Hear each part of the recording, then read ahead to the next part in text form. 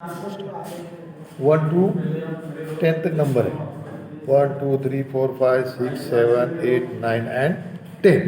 अब first number है 1, तो 1 का बिफोर कौन सा, तो यहाँ पर हम देखेंगे तो 1 बिफोर 0 और 1 का आफ्टर नंबर 2।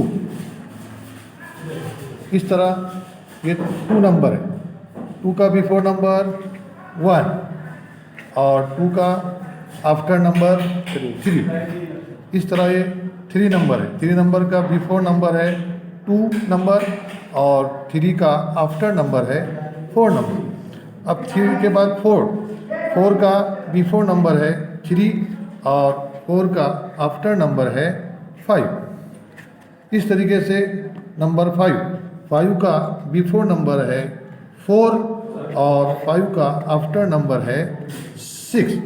अब 5 के बाद 6 नंबर, अब 6 का बिफोर नंबर है 5 और 6 का आफ्टर नंबर है 7। अब 7 जो है 7 का बिफोर नंबर 6 और 7 का बिफोर आफ्टर नंबर है 8। 7 के बाद 8 नंबर, तो 8 का बिफोर नंबर है 7 और 8 का आफ्टर नंबर है 9।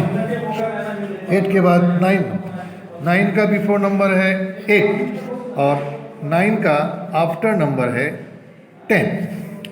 अब लास्ट नंबर है 10 का बिफोर नंबर है 9 और 10 का आफ्टर नंबर है 11।